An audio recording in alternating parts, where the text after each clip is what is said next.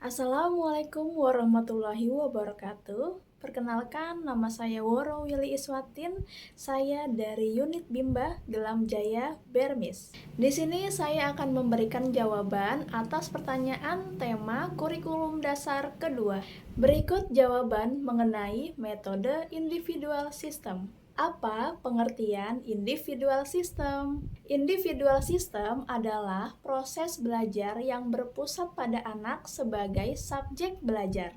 Anak berperan sebagai subjek belajar, artinya anak berperan aktif di dalam proses bermain dan belajar. Mengapa pendekatan yang dilakukan harus individual system? Yang pertama, agar motivator dapat mengenali kesukaan, karakter, dan kemampuan masing-masing anak didiknya. Yang kedua, motivator dapat melakukan pendekatan sesuai dengan karakter dan kesukaan anak didiknya.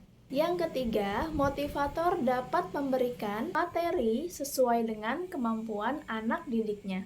Apa tujuan yang ingin dicapai dalam melakukan pendekatan secara individual system? Tujuan dari adanya pendekatan individual system adalah agar proses belajar dapat dilakukan secara bertahap atau small step system. Di Bimba, guru dan murid memiliki peran masing-masing. Sebutkan peran guru dan murid. Peran motivator atau guru di Bimba AIUEO diantaranya motivator memberikan motivasi kepada anak dalam proses menumbuhkan minat baca dan minat belajar pada anak.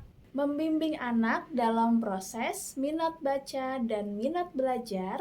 Lalu, motivator juga sebagai fasilitator, memfasilitasi anak dengan memberikan materi pembelajaran anak yang sesuai dengan kemauan dan kemampuan anak masing-masing. Sedangkan peran anak-anak di Bimba, anak-anak memiliki peran belajar, tumbuh, dan berkembang di bawah bimbingan orang tua, yang mana anak-anak diharapkan untuk menghormati, mendengarkan, dan belajar dari orang tua.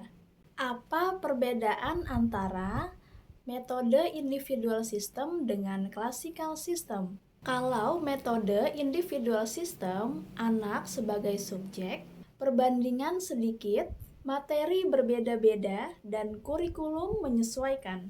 Sedangkan classical system, guru sebagai sumber belajar, perbandingannya banyak, materinya seragam, dan kurikulumnya sudah ditentukan. Bagaimana cara motivator agar dapat melakukan pendekatan melalui metode secara individual system?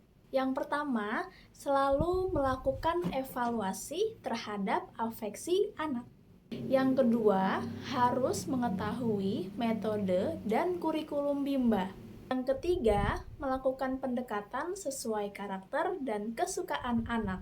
Yang keempat, berikan kegiatan bermain sambil belajar sesuai dengan kemampuan anak. Yang kelima, jangan pernah minta dimengerti oleh anak. Dan yang keenam, selalu siaga atau antisipasi satu langkah ada di depan anak. Apa dampak yang akan terjadi bila dilakukan pendekatan secara individual system? Yang pertama, bisa menumbuhkan minat belajar pada anak. Yang kedua, membuat anak senang dan merasa dihargai. Dan yang ketiga, membangun lingkungan belajar menjadi lebih kondusif. Apa dampak yang akan terjadi bila dilakukan pendekatan secara classical system? Beberapa dampak diantaranya, salah satunya anak jadi kurang fokus dan motivator juga kurang melihat kondisi si anak dalam minat belajar. Karena kondisi tersebut dilakukan secara bersama-sama. Guru dan motivator tidak mengetahui apa yang menjadi kemampuan dan kesukaan setiap masing-masing anak. Berikut adalah jawaban mengenai metode variation skill. Apa pengertian variation skill?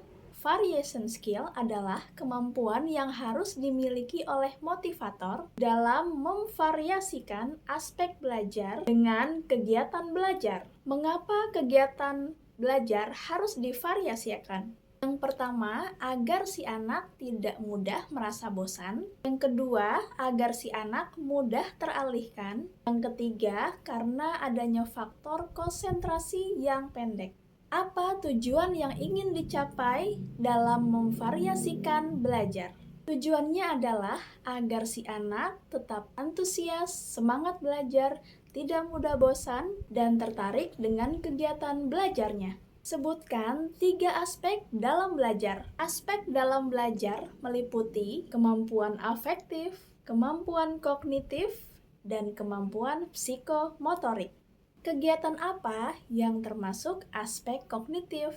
Yaitu kegiatan yang berkaitan dengan kecerdasan dan otak. Contohnya, seperti kegiatan membaca dan berhitung. Kegiatan apa saja yang termasuk aspek afektif? Yaitu kegiatan yang bersifat hati dan perasaan, contohnya bernyanyi, berdialog, bercerita, dan berdongeng. Kegiatan apa yang termasuk aspek kegiatan psikomotorik?